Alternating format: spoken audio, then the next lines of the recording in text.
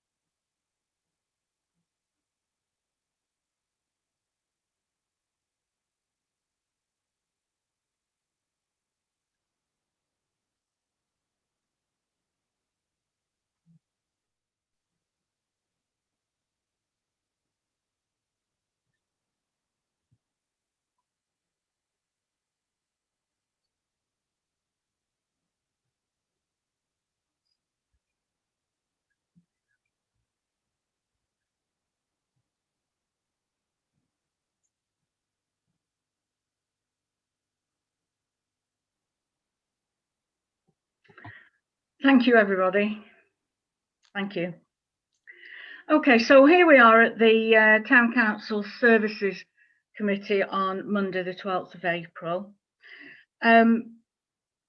We're on a remote Zoom meeting, obviously, because of the COVID restrictions. But it is broadcast on youtube.com and can be viewed on the Macclesfield Town Council youtube.com channel. So we go to apologies for absence. Yes, Town Clerk. Councillor Puttock and Councillor Bennett-Wake. Thank you. Do we have any declarations of interest? No declarations of interest. So we now go to the public speaking session, and we have two speakers. So Town Clerk, are you calling speakers or is it Abby? So first of all, we've got Abby Gilmore from Barnaby, and Abby will have up to 5 minutes. When you've got 1 minute left, I'll hold the white card up. So whenever you're ready, Abby. Okay, thank you very much for inviting me to speak. I have put in the chat for those who are a part of the Zoom meeting a Spark presentation, which if you want to look at it either now or later, it will give you a bit of a visual representation of what I'm about to say.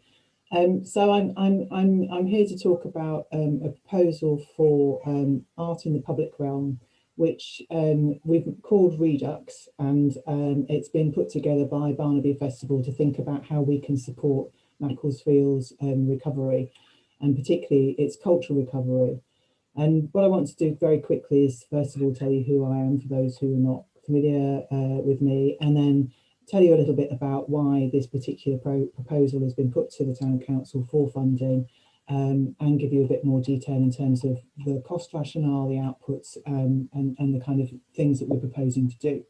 So the proposal is called Redux. I'm Abby Gilmore. I'm a co-founder and the current co-chair of Macclesfield Barnaby Festival with Nicola Waterworth, and along with Jane Munro of Treacle Market fame and a number of others, founded the festival in 2009 with the primary intention that we were going to bring audiences and visitors out to play in Macclesfield, and along the way they would discover our rich arts and cultural heritage. My day job is a senior lecturer in arts management at the University of Manchester, where I'm the programme director for 3 postgraduate master's programmes in arts management, art gallery, museum studies and heritage studies. And so I've currently got 150 master's and PhD students who come from all over the world. So onto the proposal, Redux. Why Redux? Well, Redux is a rather horrid word, actually. I'm starting to regret calling it this, but it means giving, bringing, or getting back. So its meaning is really beautiful, but we're obviously not stuck on the name and it can change.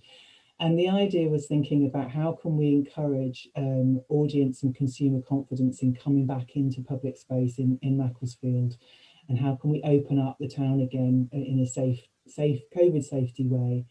And thinking about also the rich legacy of the animation of public space with permanent artworks and with also temporary installations and kind of animations and performances that Barnaby's been involved with, but so have many of the other people that are add to the kind of creative communities in the town.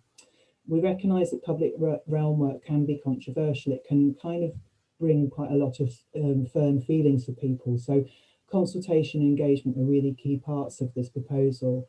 And we also propose an artist-led approach, which is managed by Barnaby.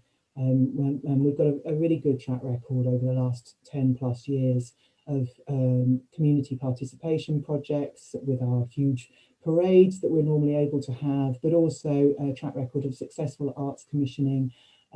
Quite a significant amount of Arts Council funding has come into the town, as well as other funders. And we've also managed quite a lot of work that's been shown and presented in the public realm. So we are proposing using an artist-led approach. This is to really engage communities in Macclesfield's recovery and think about how we can reignite confidence in the public realm. But we also want to kind of see what people like to see in the town and get from them what kinds of places are special and inspire their own creativity to be part of creating public artworks.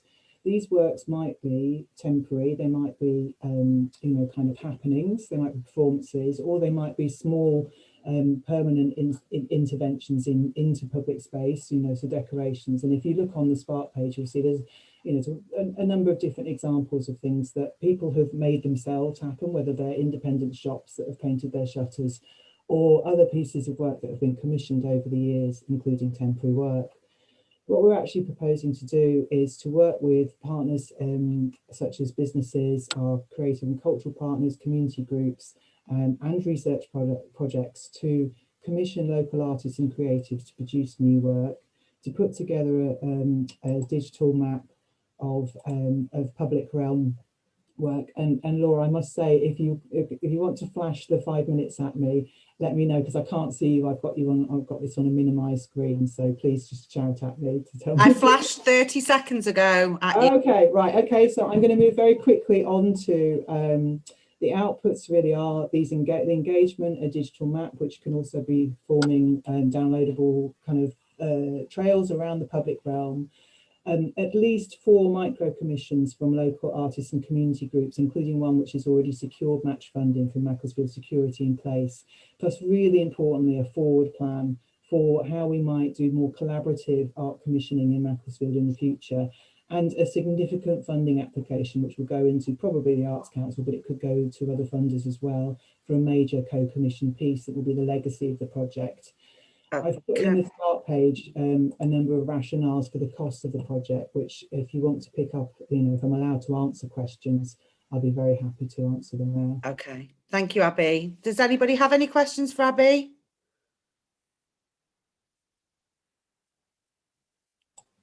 Stunned silence.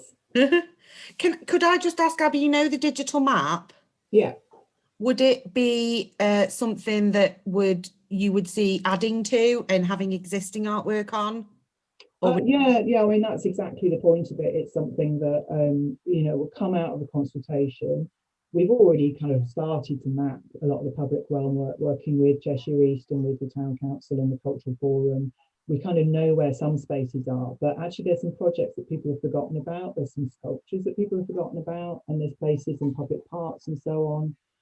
So it's a way of sort of putting things onto a map, and we'd be wanting to work with the artists that we want to employ and the communities that we engage with to see how it can take people around these different spaces. I say in the presentation, having also in the proposal, that we want some of these things to be in town centre because they'd be done in partnership with other businesses, but also definitely outside of the town centre. And I can think of quite a few places that people might recommend they want to see public art. And I'm thinking like Moss Rose, but there may be other spaces too. Thank you. Councillor Shenton. Sorry. Hi, Abby. So you obviously mentioned the consultation. How exactly would that play out?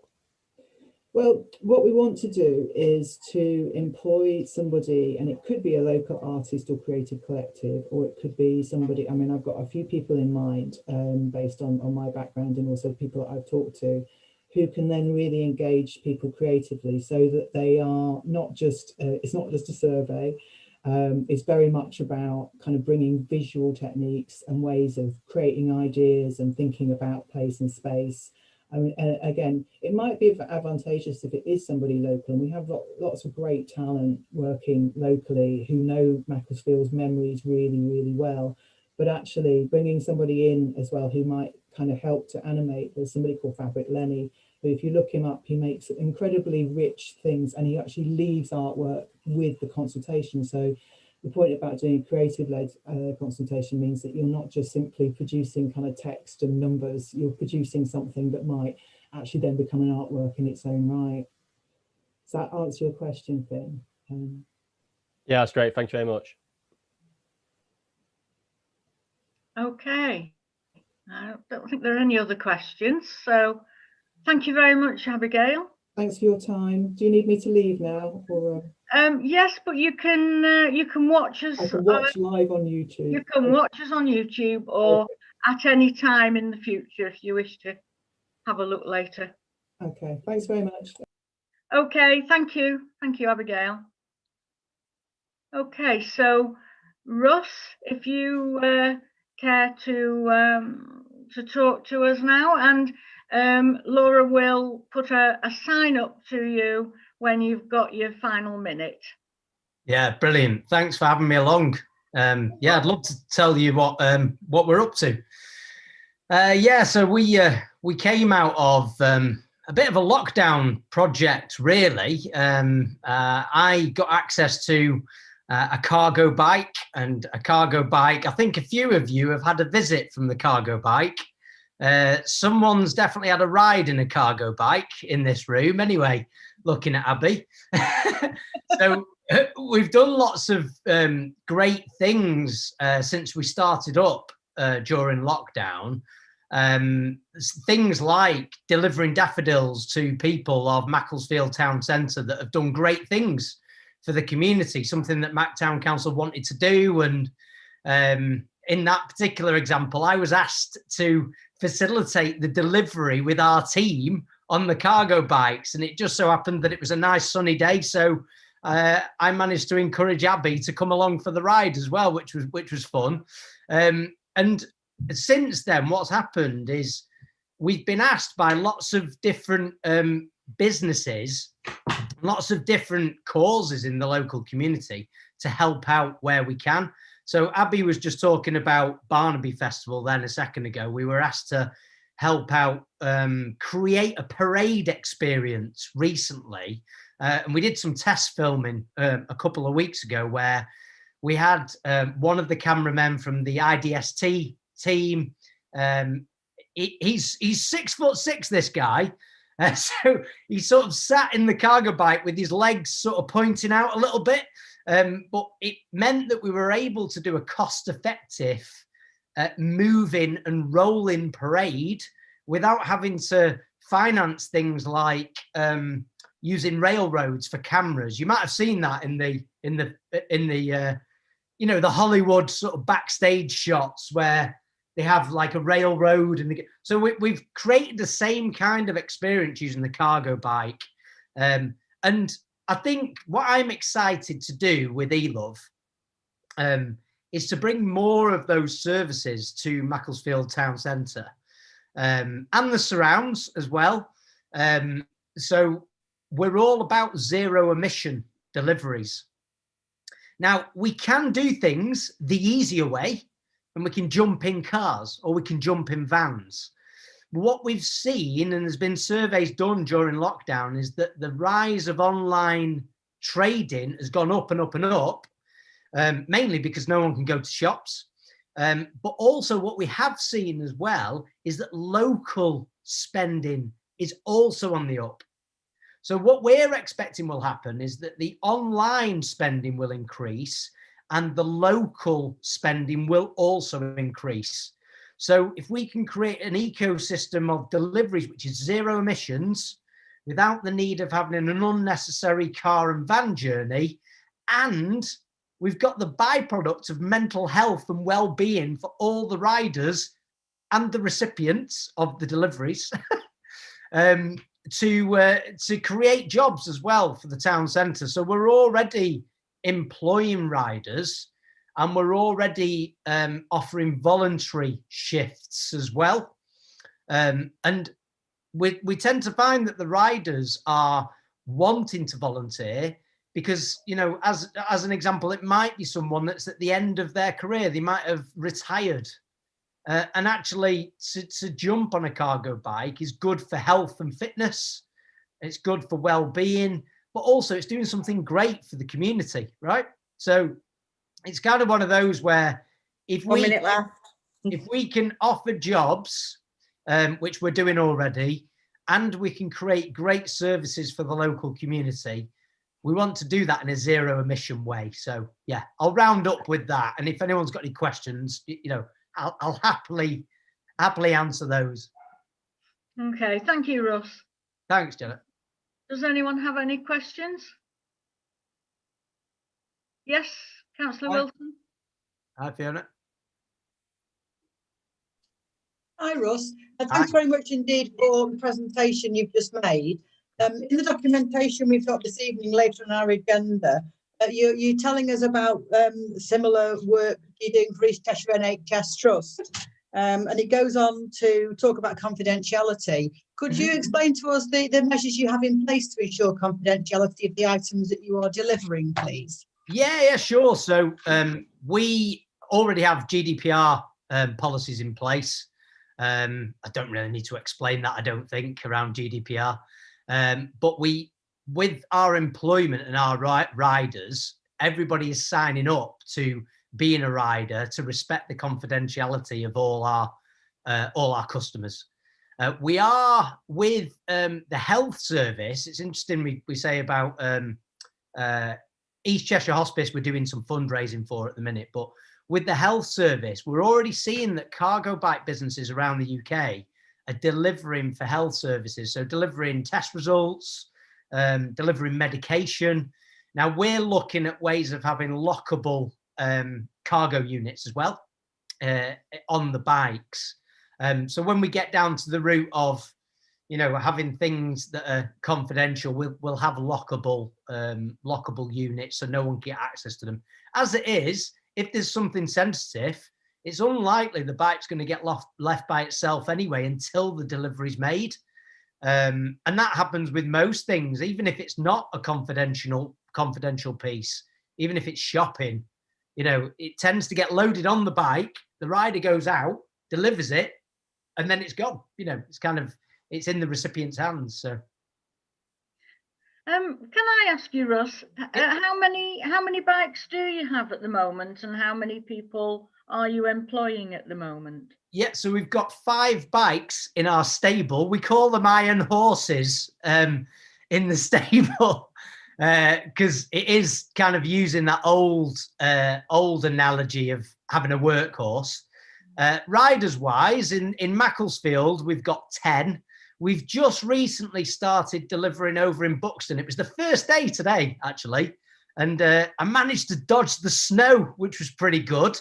The snow dumped down yesterday and it was a blue sky day today. So it was fantastic. So in Macclesfield, we've got 10 riders. And then in Buxton, yet to be agreed, but we've already got 4 people that have expressed interest over there. So, you know, we're growing. Yeah. So would you should we say stable a horse over in Buxton rather than, I could imagine that cycle up over the top? Do you know what? Stuff, Do you know what? Last night, you've probably been in this situation yourself before as well, but last night I had the little conversation in my mind of, Russ, there's no chance you're going to cycle to Buxton tomorrow. And I'd already decided, I even went online to see if I could get a van, and there was one available. And then I woke up this morning and saw the blue skies, and I just thought, do you know what? This is a great excuse to just ride over. And it wasn't that tough. The electric assistance, the technology in the bikes has caught up so much. I mean, I quite often see people in their retirement years that have used that electric assistance as a gateway to cycling. So totally achievable, but we've already got a storage unit over there. I've been to view it today. So we'll have our bike living over there, but the majority of the bikes are in Macclesfield at the moment because, you know, that's where the majority of the riders are and the majority of the deliveries are happening. So. Okay, thank you very much. That's, yeah, good information there. No problem. Any other questions? Anyone else? Oh, I think Great. so. Thank you very much, Russ. And you can leave the meeting now. And if you want to watch it, you can go to the YouTube and see the rest of our meeting on there. Excellent. Thanks for having me along. Thanks, everyone. Okay. Bye. Thank Bye. you, Russ.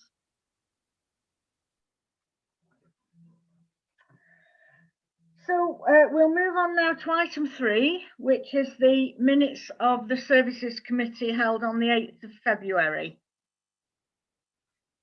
So yes, Councillor Wilson. I'll move the minutes as an accurate record of the meeting, Chair. Thank you. Do I have a seconder? Thank you, Councillor Shenton. So all those in favour, please. Thank you. That's unanimous. So matters arising from the minutes. Are there any matters arising? No, I think anything that we want to be discussing appears later on in the agenda. So now we move to item 5, community. And the first subject is the community engagement update. So, Town Clerk. So normally this would be, Helena Gowler, our events and community manager, but she's on holiday. So the update today is Helena continues to work with the Food Network, which initially started kind of during the pandemic, but they are going to stay as a network ongoing, not just a short-term network, and that's going very well. We are working with CVS, which I know is tied in slightly to the next item, but ourselves, the Town Council and CVS are going to be holding a session for all the voluntary groups to come along, a virtual session it'll be, to learn about our revamped grants programme, the micro grants, etc. And by then we should have a policy on larger grants as well. And yeah, we've got getting lots of grants in for the Finance Committee, etc. And just continuing to support the community in terms of what they're doing, getting it out there and the comms, and yeah, attending where we can community groups. No, thank you very much. So that's covered 5.2, the CVS report as well, really, hasn't it? Yes, yeah. CVS have been helpful in revamping the grants, yes, policies, programmes, etc. So it's going very well. Yes. Okay, thank you. So we move on to item 6, which is the local service delivery, and our 6.1 events update. Abby, are you? Yeah, thank you, Chair.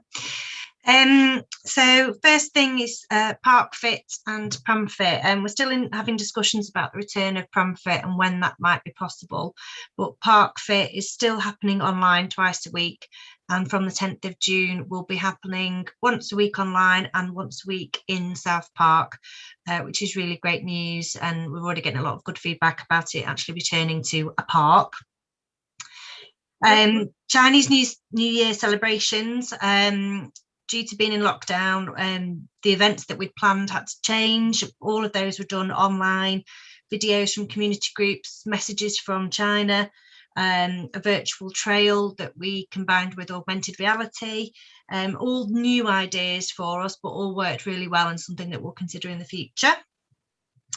The Eco Summit that we've got coming up in next month, it's due on the 15th of May, and we're working with Mactastic on that, and there's going to be 6 main topics of discussion, including green business, outside areas, and how to sort of improve your home and energy efficiency and things like that. So they're working through those at the moment, and I'll say that's going to take place in May, and we're quite excited about that. Street packs for community, thank you. So hopefully at some point we want to be able to run some thank you events in the local communities, and we've started building some community packs for those to celebrate the NHS and key workers on the 5th of July, which is a National Appreciation Day. So that's coming along really well, and each of the wards, we have a sort of hub point in each of those, and we're working closely with them. That will also go alongside a key worker thank you event that we want to hold at the town hall. Again, that's going to depend on pandemic restrictions. Our first main event outside is going to be the food festival at the beginning of September, working with Pick and Mix events, and they are currently in the process of getting suppliers and traders for that, and that's coming along really well. We hope to hold the Older Persons Day event on the 1st of October. We're going to be working in partnership with local organisations for that, and hope to be able to deliver, hopefully, a tea party, which we've done in previous years but couldn't do last year because of the pandemic. Our second main outdoor event is going to be the Wally Walk and Nature Needs You. That's happening at the beginning of October, and is a great chance for children to get out in the open and have an interest in the environment. We've got the bike-a-thon on the 23rd of October, so we're working with All Good Cycling and just drop in on that one. The remembrance projection, we are hoping to project a remembrance themed image onto the town hall this year, so we're working to get some quotes for that at the moment and to come up with the best way of doing that. The parade, the remembrance parade that normally happens, should be able to go ahead this year, but it obviously does depend on restrictions, national restrictions. Okay, thank you very much, Abby. There's really lots of work going on, and a really full programme, and all the dates will appear on the town council website. They will. So, I mean, I'll just repeat again, for the food festival, that's Saturday, the 11th of September, and Older Persons Day, I should say, is on the 1st of October, and the Wally Walk and Nature Needs You is on Saturday, the 9th of October. They're all really popular events, and so I'm just wanting to sort of reinforce that, really. And of course, the bike-a-thon on the 23rd of October. Yeah. Okay, so thank you for that. Western Community Centre. No real updates here, apart from as soon as restrictions are lifted, I'd like to go over and meet them and see the building, etc. But there's no updates. Okay, thank you. And then we're on the Christmas lights. Yes. Again, Abby, yeah. Yeah. This is with regards to the Christmas lights for 2022. So the tender for this will be going out this summer, and we are sourcing quotes for the town centre Christmas tree. We want brighter, bigger, better lights, and we want a professional dressing service as well. So that's what the tender will be asking for, and it's expected that will come in on budget. Okay, that's great. Thank you, Abby. So then we come to the floral displays. So, Town Clerk. Our floral displays are managed by ANZA. So over the next few weeks, the hanging baskets will be going up, the planters will be replanted, etc. Normally it would be around this time, Chair, that we would look to put in for Britain in Bloom. And with circumstances being that we sadly lost our lovely lead ranger aide to as he went off to become a paramedic, so we've had to recruit another lead ranger, which happily we have done, but it's just whether we want to leave it for a year to let the new ranger get his feet under the table, get the town ready, etc., and then apply again next year. Because a lot of it is, as you said, Chair, is about the community being involved. Yes. I mean, personally, having thought about this, a lot of our scoring with the Britain in Bloom judges is on our working with the community and the projects that we do with them. And we really haven't been doing any very much like that at the moment. And to do a good, have a really good entry into the Britain in Bloom, you have to be working on it and starting on it immediately. The last Britain in Bloom finished, you up and running and you're working on it. And with the pandemic, we've just not been able to do any of that. So and also, of course, we've got the Castle Street new public realm area, which could then come into our Britain in Bloom, the new area for Britain in Bloom for next year. So personally, I would like to propose that we don't enter Britain in Bloom this year, mainly because of, for the reasons I've stated, and for the previous 2 years that we've entered Britain in Bloom, we have won awards, and I wouldn't like us to enter with maybe what I would class as a substandard entry and not be very successful. I think I'd rather we say no, we'll not enter this year, and then we can go all out to put in a really good entry for next year. So that's what I would propose, that we don't enter this year, but expect to enter next year. So I don't know if anyone how other people feel, and would they second that? How does anyone feel? Yes, Chris?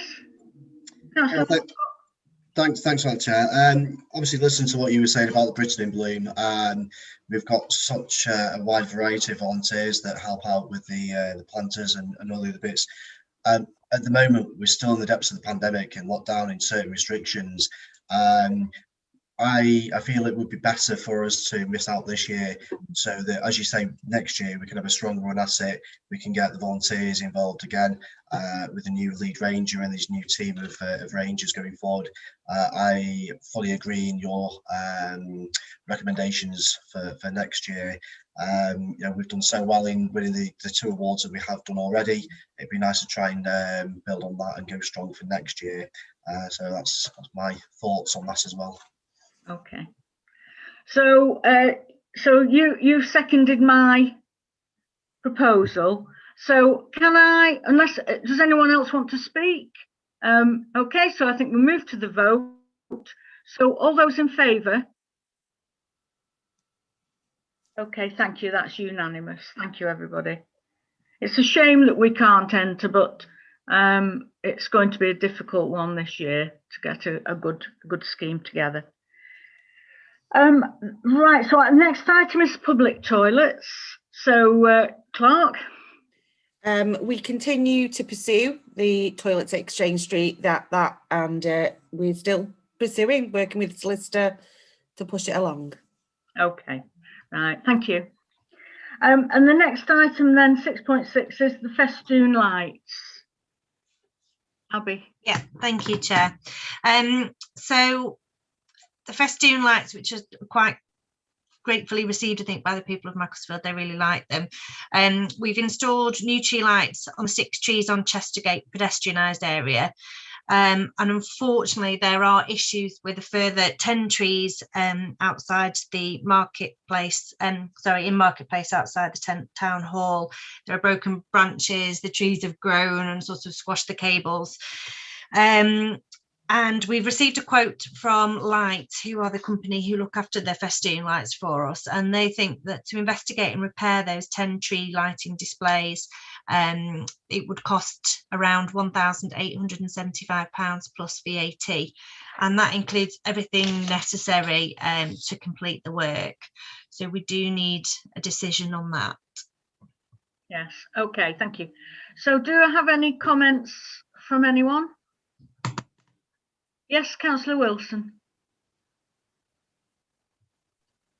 Yes, thank you, Chair. I think that the lights that we have in the town centre, along with the Christmas lights that we put on, are a really important aspect of our town. We have invested significantly in the lights over the years and improved and developed them. Not only are they pretty and they improve the public well, we also know they create safer, people feel safe because there are lights there. We got some very good feedback from the Young Persons Forum about having a greater amount of lighting in the town centre. So, Chair, I'm happy to move that we agree to expend £1,875 plus VAT on the improvements to the lights for the 6 trees on the Chester pedestrianised area. Thank you. I think, Councillor, I think it is for, I'm not sure, but I think it's actually for the 10 trees in the marketplace outside the town hall. I think the 6 trees in Chestergate, it's actually impacting on those because we can't, the lighting isn't working, and they feed from the lights in the marketplace. So there is a connection there. So I just wanted to clarify that. Okay, thank you. So do I have a seconder for that proposal? Yes, Councillor Shenton. Thank you, Chair. Only to add that, yeah, I think that's really good value for money, to be honest. I think we're getting a really reasonable deal there. For the cost benefits we're going to be getting out of it. As Councillor Wilson said about the lighting and generally making the town safe, more attractive, I think it's a really, really nice thing we can be getting on with. So yeah, happy to second. Thank you. And as I said, it does make people feel much safer walking around the town. I know just personally, if I'm leaving the town hall late at night in the past, and the whole marketplace is quiet, but it's all, the trees are all lit up, I feel confident to be able to walk through the area, even though there's no one else about. So it is really helpful. So thank you for that. So if we'll just now take a vote on that, please. So all those in favour? Thank you. That's unanimous. Thank you. So we move on to 6.7, which is the Wally Hayes tree lights. Yeah.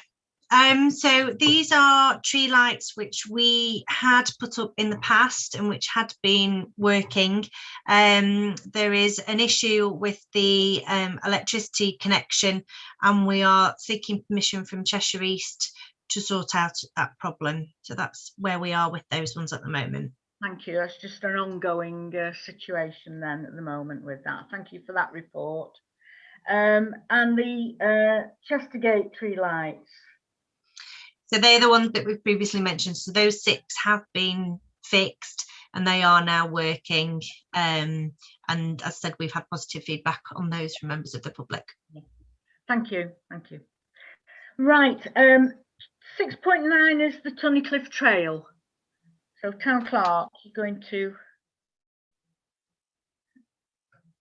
speak on that. Yes, so as you can see from the report, Jill, our project officer, has been doing a fantastic job of getting as many permissions as she can. We've still got 2 or 3 permissions to get. So at this point, I would suggest that we start getting planning permission for the places we have permissions for, while still working on getting the permissions from the other places. A couple of them are with Cheshire East, and I hope they will be resolved quickly and soon. So, and the one with the Silk Museum looks to be resolved soon as well. So we just want to sort of get on and start the planning permission process for the Tunnicliffe Trail. Yes, thank you, Town Clerk.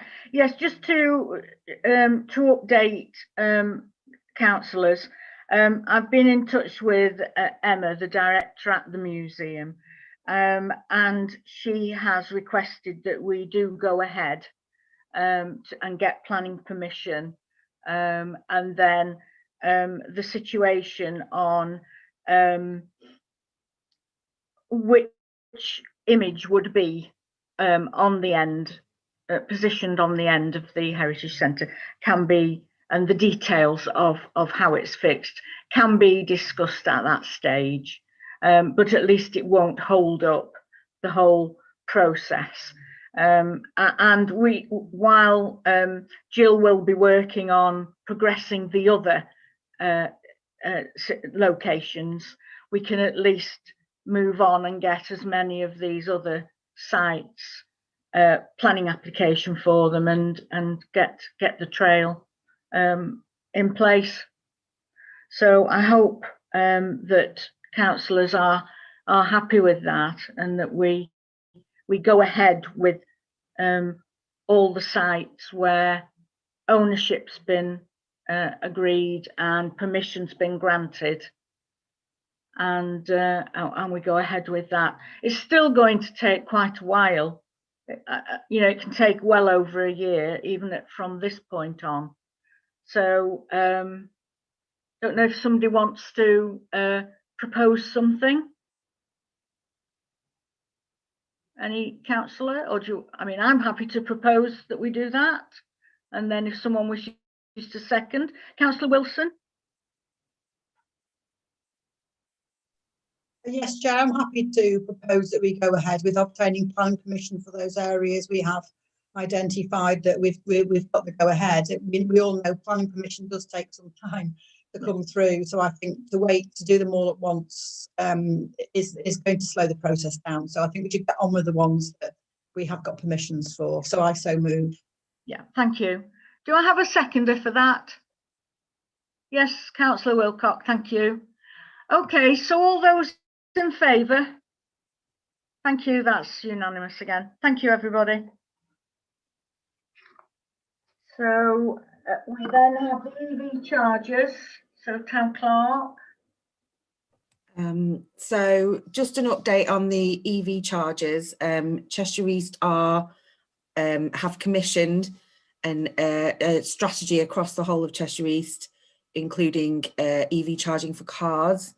We had a meeting today, but the report is still in draft form, so we haven't got the final report yet, but we aim to have another meeting in a couple of weeks to look at the strategy and how Macclesfield fits into that, because Macclesfield doesn't have any public EV chargers in the town centre, so it's a matter of urgency in pushing it. Macclesfield needs to be high up there on the list of towns that need EV chargers. So is there going to be a possibility that we can negotiate some EV chargers on the public car parks in Macclesfield? I know people are very keen that we do that. I would say at this stage, we are waiting to see what the strategy is across the whole of the borough. That's the strategy Cheshire East are taking.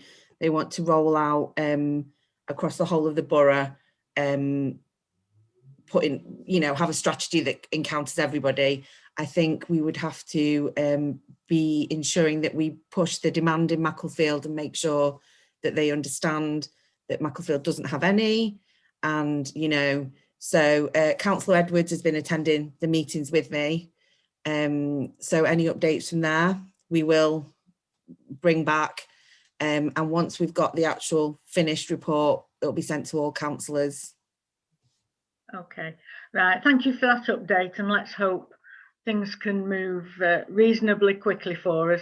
I know we're all aware that Bollington has got some EV chargers, and I don't think we like to be too far behind the door when when we're comparing ourselves with Bollington. We want to be up there and getting our share of what's going on. So yes, Councillor Wilson.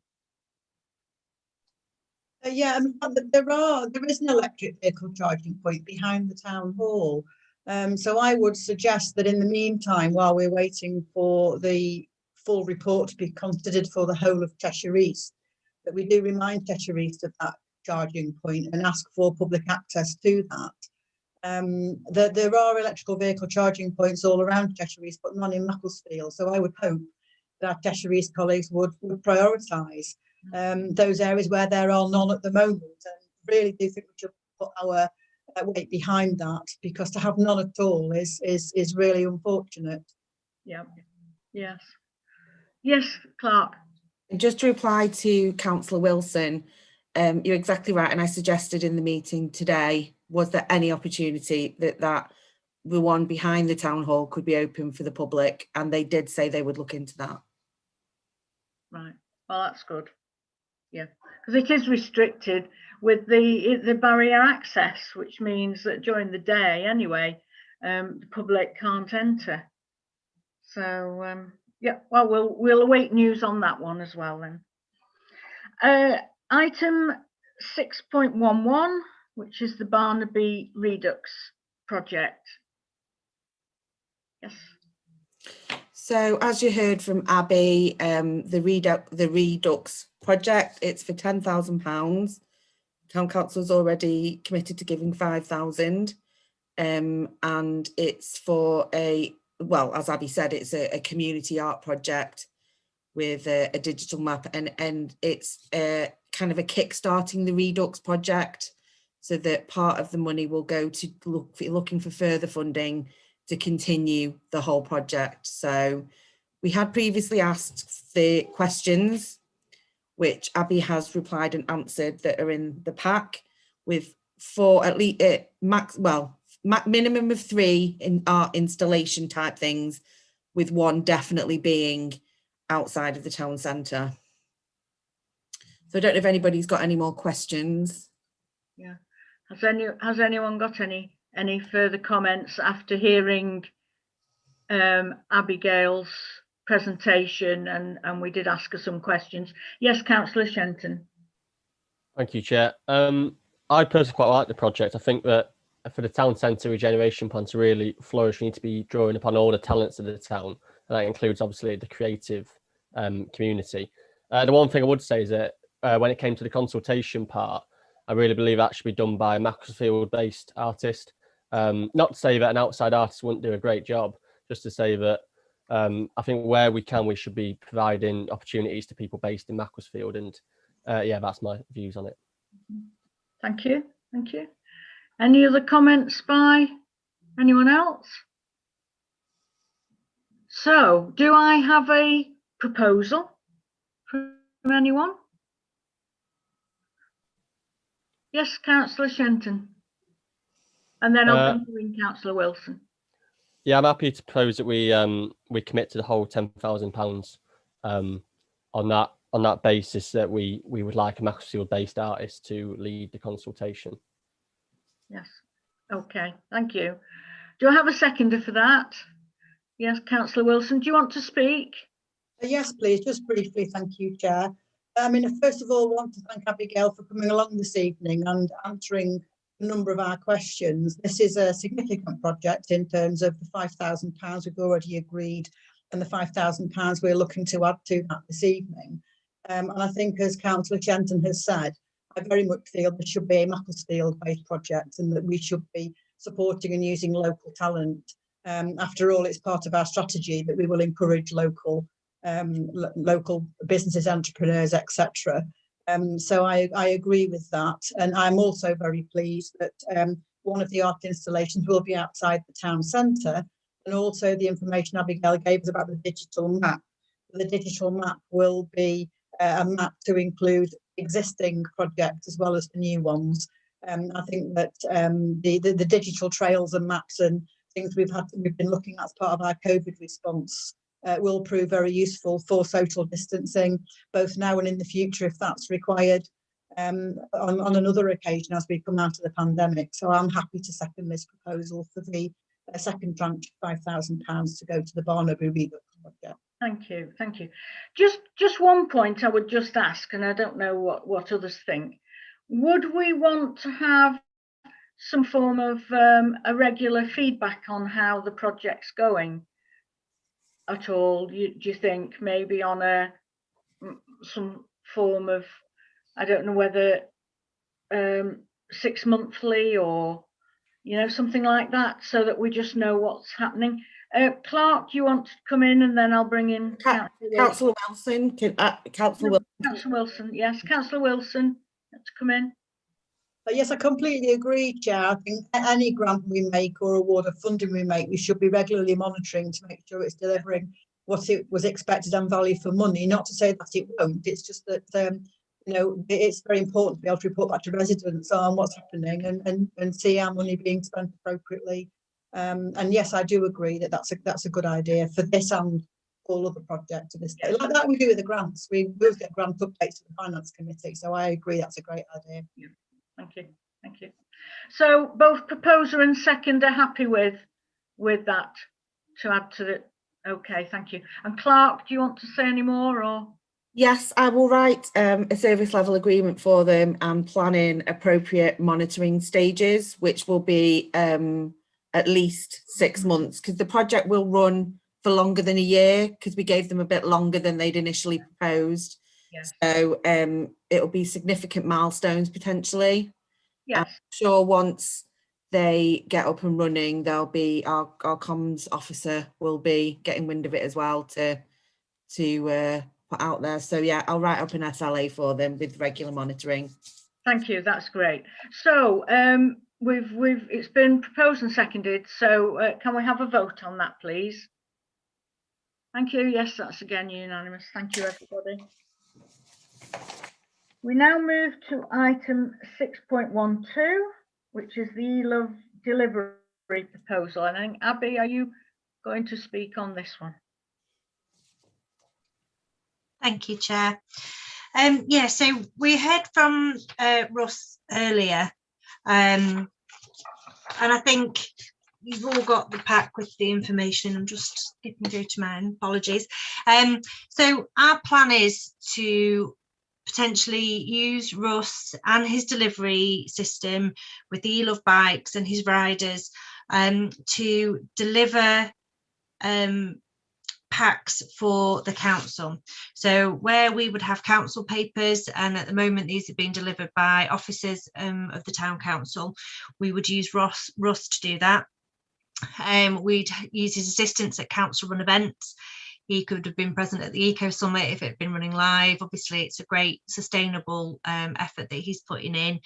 We're hoping that he'll be able to come to the bike-a-thon. He could deliver posters to ward councillors and ward notice boards, ad hoc deliveries such as those that we did for the Random Day of Kindness, checks to local suppliers. We currently rely on Royal Mail for those, and they can be a bit tricky, and potentially supporting the town rangers as well if required. The bike can have signage attached to it, so people will know that it's in use for the council. And as I say, he is pursuing similar schemes with his Cheshire NHS Trust, and I have spoken to him about the GDPR and confidentiality implications, and all his riders sign up to a commitment, and that's followed through with. Yes, Councillor Wilson. Well, I personally think this is a really, really exciting project. I think it fits in with so many of our strategic priorities that we set at the beginning of the council term, and it covers supporting our local businesses. It covers our environmentally friendly and declaring a climate emergency issues, and I think that being able to deliver by EcoBike a number of items that are currently being delivered by sort of fueled vehicles. You know, it's this issue about the last mile delivery, where we can also try and clear our town centres and streets of car fumes. I think that the outline here is all things that we currently staff are having to do at the moment in addition to their duties. And so to be able to have them delivered by a eco-friendly cargo bike is something that is really to be welcomed. And as Abby knows, and I know myself, from being involved in receiving and delivery, is fun. You know, Fair cheered me up when Russ came to deliver something for me, and it really was a positive thing. What we're proposing, and the other thing I think is really important to mention is the question I asked about confidentiality. It's very clear that Russ's cargo bikes are being used to deliver notes, medicines, etc. You know, in other parts of the country through the NHS. And so we can also have our logo on the side of the bike. So we're also supporting the fact that the town council is involved in this.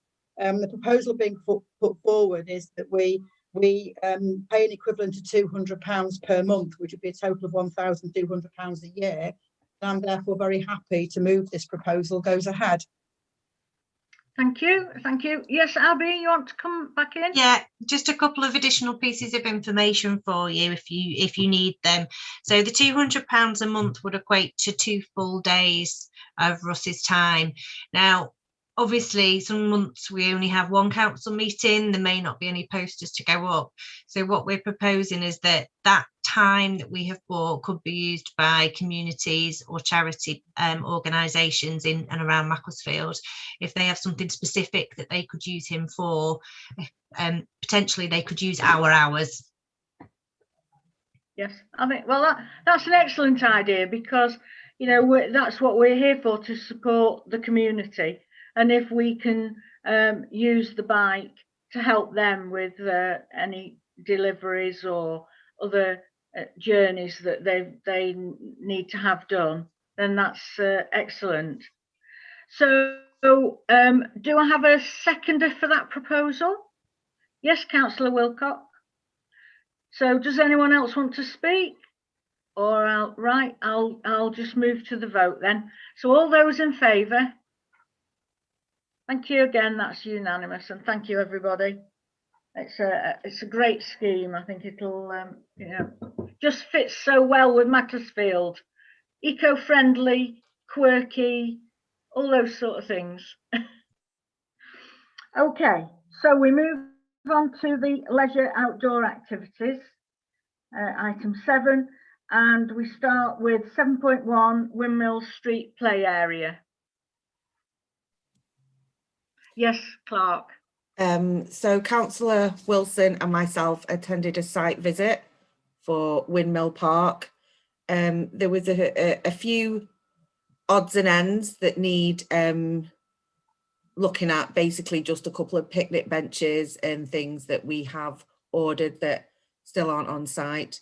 However, phase 1 is complete, and there is a phase 2 if there's ever money there, which would complete the path right round the pitch, and a few other bits and pieces. I don't know if Councillor Wilson wants to add to that. Yes, Councillor Wilson. Yes, thank you. I mean, phase 1 is now complete, and I go past the park very regularly, as it's obviously on the border between south and east wards. I'm very pleased to say it's been very well used by the community, the playground, etc. What we weren't able to complete in phase 1 is the path that goes all the way around the football pitch, and that was intended to be like a running route. So I think once we've reviewed the spend for this year, if we could move towards phase 2 for Windmill Street Park, I think that would be an excellent idea to get it completed, complete the path. And also skate park is in need of some work. I suppose it depends on what sort of skate park you want. If you want one that's nicely smooth and concreted, it isn't ready yet. But if you want one that's a bit sort of bumpy, etc., give you a bit more excitement, then it will still fulfill those criteria. But I think that the skate park is in phase 2, and it would be great to move to phase 2 if we can during this financial year. But I think that it's great to see football being played there this Saturday and Sunday. The pitches are all marked up again, the goalposts are all back up, and it's a very well loved and well used park. Thank you.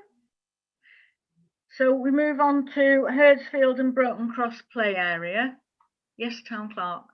So with the Banbury Park in Herzfield, ANZA completed a consultation, and feedback on that has been that the main issues were parking and security. So we are looking to how we might work with ANZA and what might happen in the next phase. And then with Lanark Walk, it is all very nearly finished, and it is already being used, but I know Councillor Wilcock would probably want to do an update on this. Yes, Councillor Wilcock. Thank you very much, Chair. So yeah, just as an update on Lonnet Park, the park is now open. There are some remedial bits that need to be completed, so that the swings need to be new seats and repainted on the frames. I've had an email from, I think Councillor Shenton's had an email as well from Ed at Answer, just in relation to the pathways that's going to be in the park itself. We've got a couple of different options for the pathways, and if it's okay with yourself, can we have a little discussion now just to see what pathway we'd like to install, as it is the town council money that's been spent on it. So the two different types of let's bring them back up. Two different types of pathways we've got. There's a self-binding gravel, and there's an eco tumble, which I think the eco tumble is like a rubber type of pathway. Both pathways have got pros and cons. For myself, the biggest con of the self-binding gravel is it needs a 2-week period after it's been installed for it to be set. Now, with me living on the Upton Priory, and you know, I go past the park on a regular basis, it's been used very much since the park's been opened. So for us to say that the park's open, then to go back and say that the park needs to be closed for a further 2 weeks, I think it's going to be a little bit more disappointing for the youngsters and the people. I was made aware that just before the park was reopened by Answer, there were people on the park that were using it without the kind of proper authorization. So it's just to prevent that happening again. Obviously, we don't want anything to happen in relation to trips or falls or anyone being injured. Yeah, just to see what people's thoughts are on the two different pathways. So the other pathway is a rubber surface, is it, Councillor Wilcock? Yeah, so it's a 40mm eco tumble. It's recycled rubber. It's laid directly onto the existing ground, so there's no works that need to be done. So one of the pros, it's ideal for the short paths. Cons, it may need some stone underneath, especially wet areas. From what I gather on the park, I don't think there's any boggy areas in around the park itself, so that could be disbanded. There is a cost now. I'm not too sure if the town clerk can go back to Answer and just see if the costing is included with the original spend. And there's just a couple of others, so the weeds maybe growing through the rubber itself. So I'd like to see the eco tumble, because obviously it can potentially be used almost straight away. But it's again just to see how other councillors are feeling about that. Yes, Councillor Shenton. Yeah, I agree with you, Councillor Wilcock, especially with the eco tumble. Now, as Councillor Wilson alluded to earlier, with our climate emergency, that's going to be a great way that we can keep providing support of those sort of things. So yeah, and also what you said about the 2-week period, I just don't think that's feasible, or I just can't see that happening, to be honest. So yeah, I agree with you, Councillor Wilcock, with the eco tumble. Okay, Councillor Wilson. Yes, I also agree, because in addition to the positive points made by Councillor Wilcock and Councillor Shenton, it's actually quite safe because it's made out of rubber. I'm not saying anyone falling on a path, you'd hurt, you'd better not. But in my experience of eco mulch paths in other parks in Macclesfield, I've been to have a look at when we were looking at the Windmill Street Park. It is soft, and it's usually under children's play equipment. So it's a sort of pathing that, if someone fell onto, it would be a sort of softer landing than gravel. Okay, so do we have a proposal from anyone? Yes, Councillor Wilcock. Thank you, Chair. So just based on the conversation we've just had, I'd like to propose that we go to Answer and ask if we can have the 40mm eco tumble path as the finishing touch for the pathway on the park at Lonnet Walk. And do I have a seconder for that? Thank you. Yes, Councillor Shenton.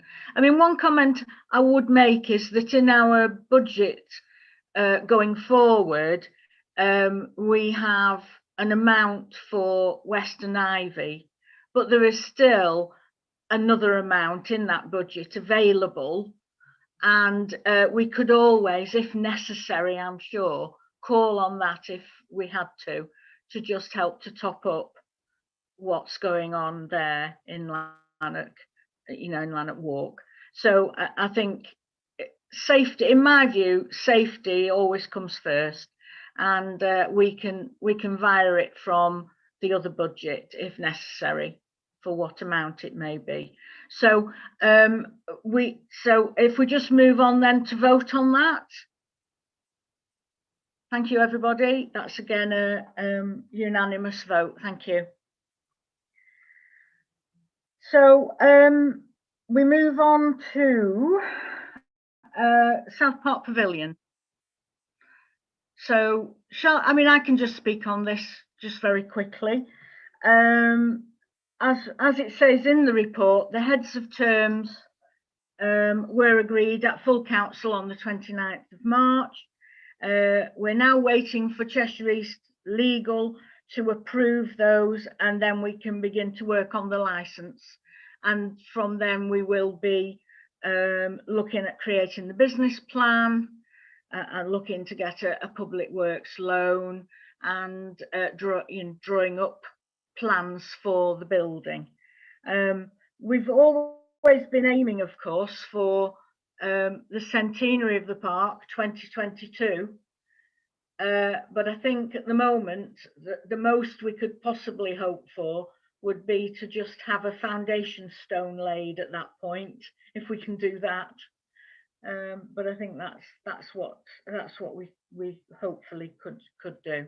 So that's where we are really at the process. We're on a long journey, and the process is just starting. So we then move on to Rugby Drive. So that's you, Town Clerk. So the Rugby Drive field, Cheshire East have expressed that they possibly would like to asset transfer this to Macclesfield Town Council. There is Section 106 money there that's been used for drainage, and looks like it will be used for fencing also. We have met with Cheshire East on the discussion, and they are open to us transferring with the remaining Section 106 money there as well. So I will work on a report to hopefully bring to June full council, so councillors can have all the information and then decide if they wished to asset transfer the Rugby Drive field. One of the things that Cheshire East have made us aware of is the running of it. If we wanted a local group, etc., to run it, that they've got experience of this, and they were just trying to help us out with, not to fall down the same holes potentially, that you have to have a really good strong group to run it for you. So there's lots of pros and cons to it. So I'll put a whole report together for June, hopefully. But they are quite keen to asset transfer it to us. Yes, Councillor Wilcock. Thanks, Chair. Just a quick question to the Sound Clerk. So in relation to Rugby Drive, the plan is to have a community hall stroke area or building. The asset transfer, is that going to be with the building in situ, or SO 106 money included to potentially build?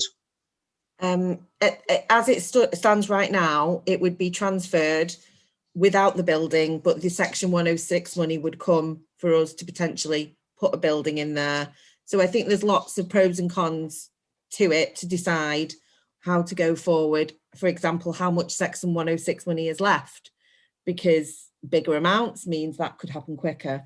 So it's all kind of pros and cons of lots of different bits, but at the moment it would be the field without a building, and then we would look to put a building there potentially.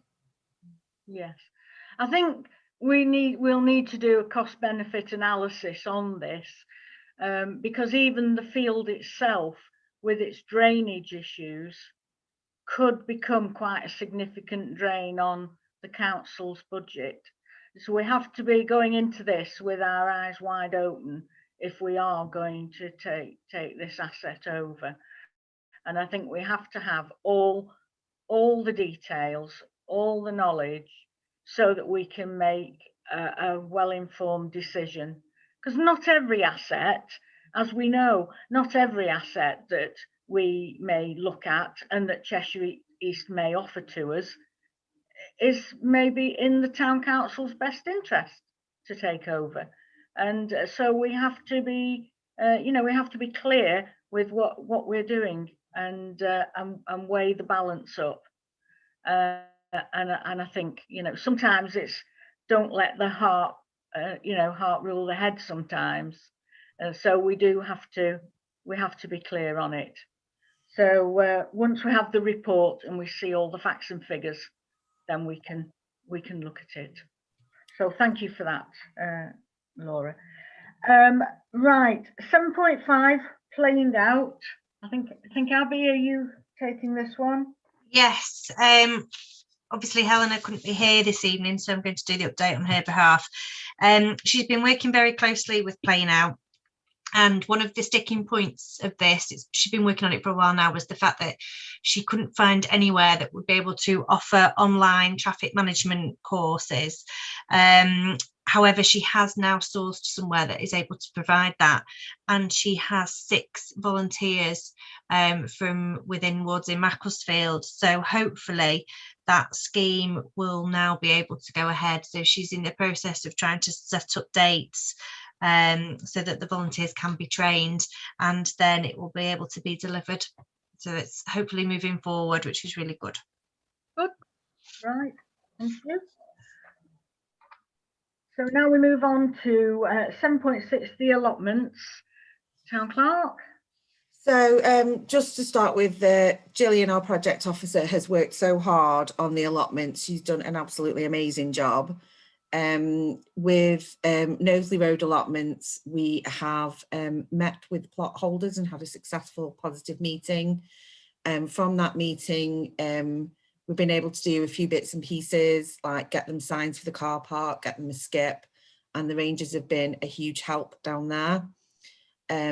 We're managing to get people off the waiting list, and it's been a huge hive of activity, especially over Easter and with the nice weather. So Jill has done an absolutely brilliant job there.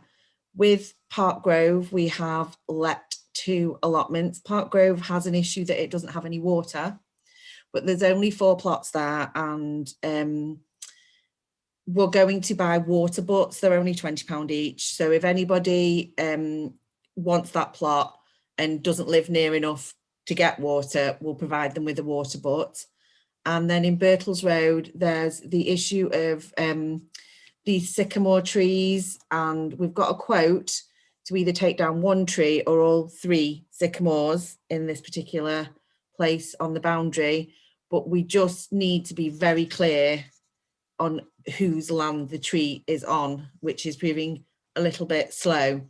But if it's Cheshire East land and we have permission, we will remove the 3 trees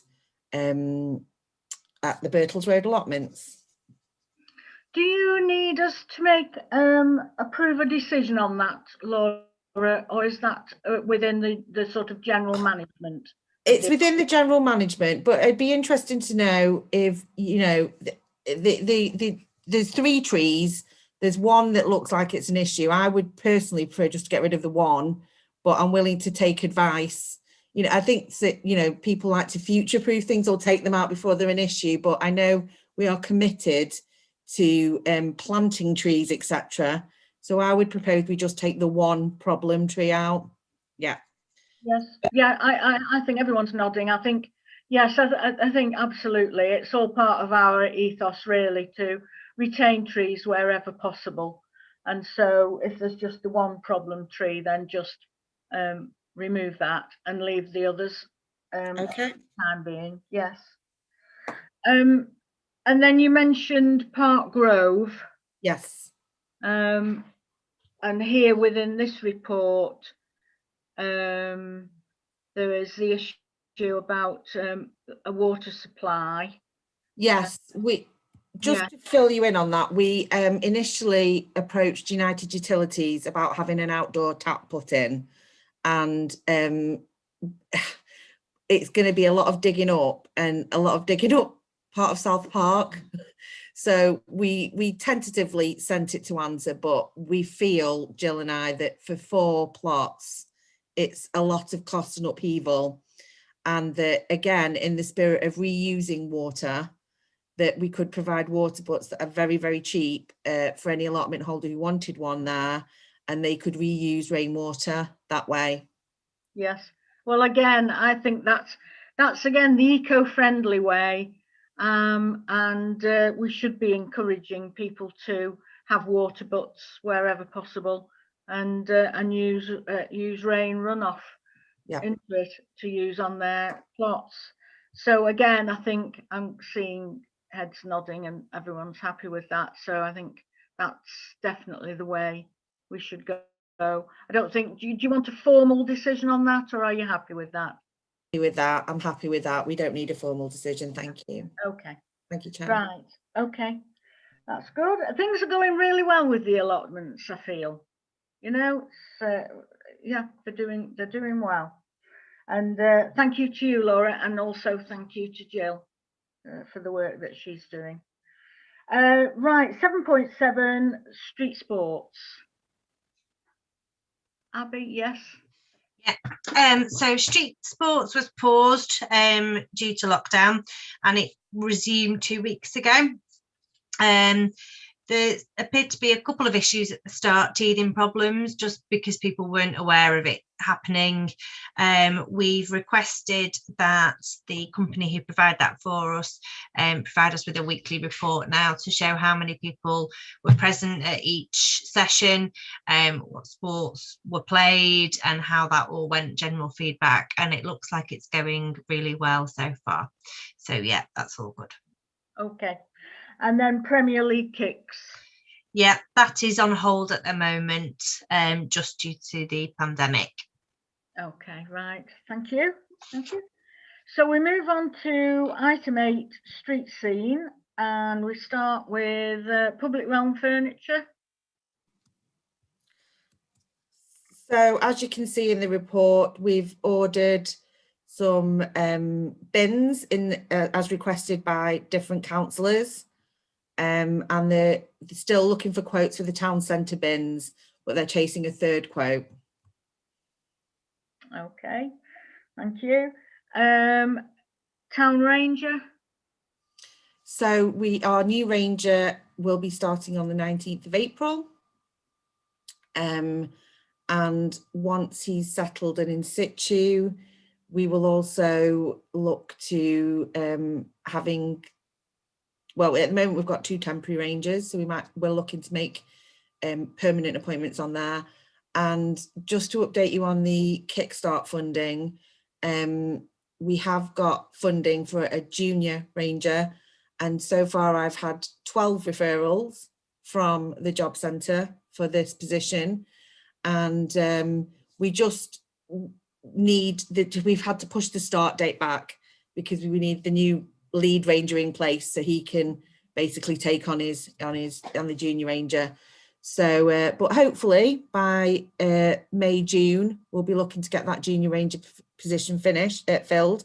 So yeah, we had 12 referrals for the junior ranger and 12 referrals for the office admin position as well, which is fantastic. Yes, that's great, and it's great that the town council can take part in that and help to support apprenticeships for young people, and just, you know, lead the way. And I'm sure that lots of other small businesses, local businesses, will be doing the same, making use of that scheme. So that's good news. 8.3, which are the notice boards, and I see there's a mention here for Councillor Wilcock. Do you want to speak on this, Councillor? Your notice board? Yeah, no, thank you very much. So it was just a response to obviously Cheshire's Council charging levies for occupying the ground and licenses. So I've been around to a few places in the ward. One location for a private plot of land is the Church of the Resurrection on Lipton Priory on Churchway. The notice has been given in writing, I do believe, Town Clerk. So I think we're just looking at getting the quotes for the new notice boards. We've approached a couple of other areas as well, or locations, so we're just waiting for potential permissions. One of them is on the side of Andrew's Pharmacy. Obviously, Andrew's are quite busy doing the vaccinations at the moment, so we understand if we don't get a response for them not in a distant future. But we're still working on the second possible location. I'm hoping if we can get the one in at the one church around the church, I'm hoping that a few more businesses or sort of land owners will say that like a notice board, because not only does it increase the town council's perspective, it also increases their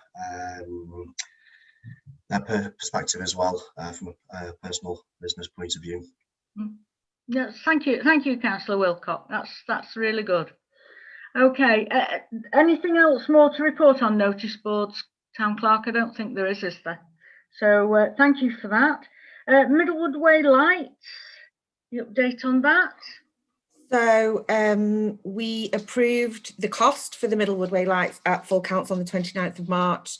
I emailed Cheshire East on the 30th of March, Cheshire East Highways, to ask them to go ahead. We have now had a response, and I'm just waiting for lead times and installation dates, etc.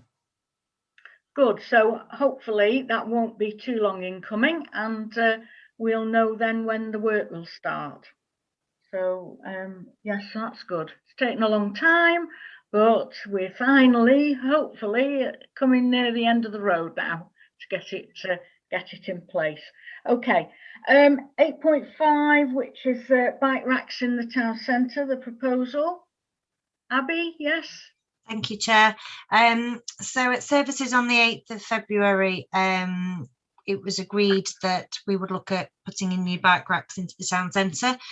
We released proposals for that on the 8th of March and invited feedback on those, and to date we've had quite a few responses. I think there's around 20 social media comments and then around another 20 emails.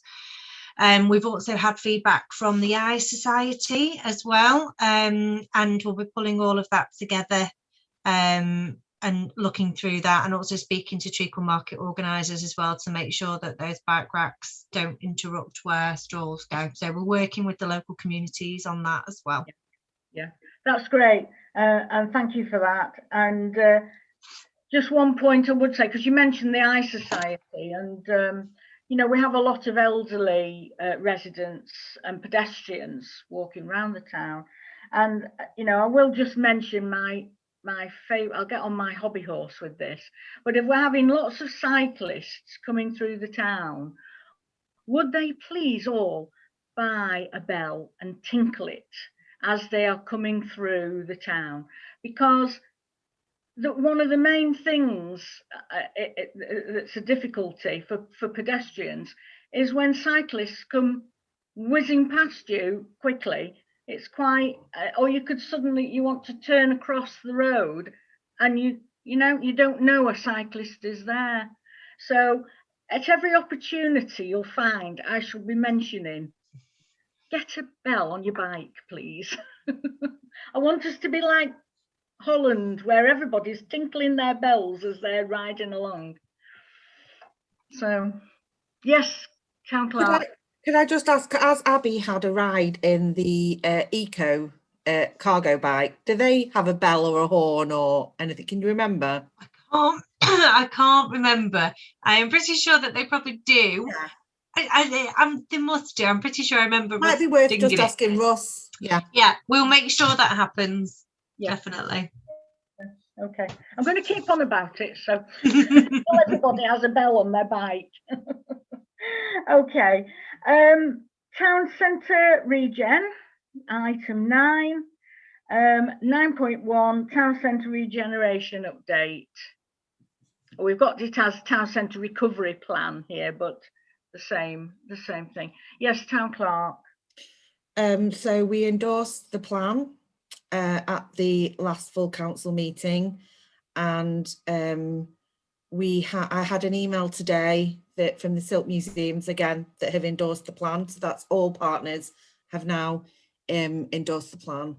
Lots of work going on with different subgroups, communication, outdoor eating, community response, and also with the Eco Summit coming up, where the aim is to get a group from the Eco Summit who could also help deliver on the regeneration plan. Yeah. I don't know if Councillor Wilson wants to update anything more, or...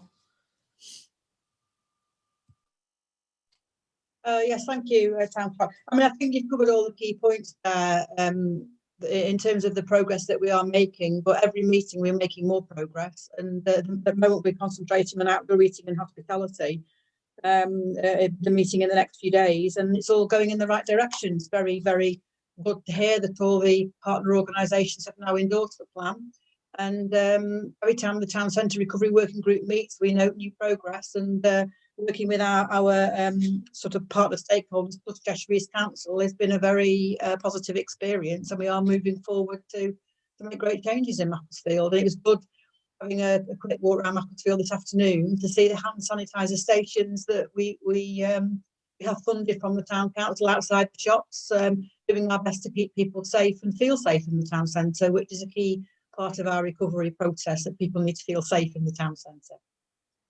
From cyclists not ringing their bells to having their hands sanitised. Good. Okay, right. Thank you for that. 9.2 footfall mapping data. Do you have a comment on this, Abby, at all? Yes, it was just to say that if people are looking at our website and looking at the footfall data, which is available there, to see, they may notice what looks to be an anomaly in week 12 of the weekly figures, 15th to 21st of March. It's showing a national average percentage change of 4%, whereas previous weeks have been minus 53. And that's because we are comparing the 15th to 21st of March this year, which is in lockdown, to the 15th and 21st of March last year, which wasn't in lockdown, hence that change. Yeah, thank you. Right, has anyone got any comments on the mapping at all? I think that was probably the only one that I think we probably all highlighted that one, wondering why it was a different figure. Okay, so the town centre Wi-Fi data. I don't know that there's any comment to be made on that at all. Anyone want to say anything? It's just there for our information. We just see, it just helps us to see which days people are using the Wi-Fi in town and what time of the day, and it's no surprise that it's over the middle of the day that there's the leap in usage, and then again the usage goes up when it's at the weekend and drops on a Sunday particularly. So yeah, that's the information there for us. So the next thing is, I'm just looking at the agenda here. Transport, item 10, transport, the bus service working group. Now, as you're aware, the bus service working group has been on hold at the moment because of the pandemic, because our main purpose initially will be to just investigate what the situation is. I mean, if you're looking to do something with your bus services, first thing you need to know is where you're at as your baseline. And we're talking more of community bus service rather than the commercial services. So as part of that, I'm on that group, and as part of it at the moment, I attend the community transport group that has the network which has, I think it's now coming up for its 3rd meeting, so it's not been going that long.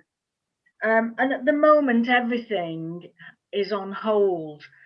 All the groups have had to put all their community transport support for their people on hold. Now, I know that Shop Mobility opened today, and I think one of the things we were wanting to find out is if the flexibus is now going to be operating, and really what other information is going to be available to see how these groups quite slowly, I think, will be coming out of the lockdown and beginning their services to the local community. And they're people who have various difficulties and disabilities, be it sight or physical disability. So the next meeting, I think, is in 2 to 3 weeks, and I will be attending it again, and we'll be able to report back at the next services. And at that point, we may then be able to start some work on the group. But so that's where we're up to at the moment, just to report back. So item 11 is the council identity and communications. So it's our comms and website update from Abby. Yeah, so just to confirm that we've still got a regular posting present on social media. This now includes regularly on Instagram as well, and our followers have increased on all 3 platforms, so Facebook, Twitter and Instagram. The next sort of step in our communications plan, in conjunction with the Town Centre Recovery Working Group, is to develop a contact database for local shopkeepers and businesses. And we shared a couple of posts earlier last week asking people to start getting involved, and I walked around Town Centre today speaking to local shopkeepers and handing out letters, giving them a bit of information about what we're actually going to be doing and encouraging them to email us. So we've already got quite a few on the list who've come back to us and are really excited about getting involved and just seeing what we can all do to work together just to promote Macclesfield and make Macclesfield a better place, the Town Centre in particular. We've had a tender exercise with regards to our website. That's going to be redeveloped with a massive focus on website accessibility, to ensure that that's up to scratch for our residents who use our website. And it will have a particularly good search function as well. And in terms of sort of communications, we're also conscious that a lot of people don't have access to the internet, and we're constantly thinking of ways that we can reach these people as well. So we've talked about the notice boards that Councillor Wilcox managed to get, and the notice board outside the town hall has now been repainted and has been used on a regular basis with updated posters just to inform people who are passing by. And we're going to be working with Canalside and potentially local people as well to just get some more communications out to those people who don't use social media or the internet. Thank you. Yes, well, I think excellent idea to use Canalside to reach people who possibly don't have the internet but listen to that programme. Yes, you know, the Facebook, I don't, as you know, I'm not a great follower of Facebook, but I did see your messages about the communicating with businesses and the shops, and I saw that Cinemac came back and said, you know, we're here too, and of course, you know, it's a business, and so yes, I definitely would want to say to encourage the businesses. It's not just for the shopkeepers, no, it's for all businesses and organisations in the town, and to get involved and get the promotion that they can get through the town council website. So that networking, yes, is really good, isn't it? Yeah. So yeah, so that's good work there. Thank you. That's yeah, really good work. And thank you, Chair. yeah, well done. Okay, so we've just got now item 12, which is the environment, the future forest.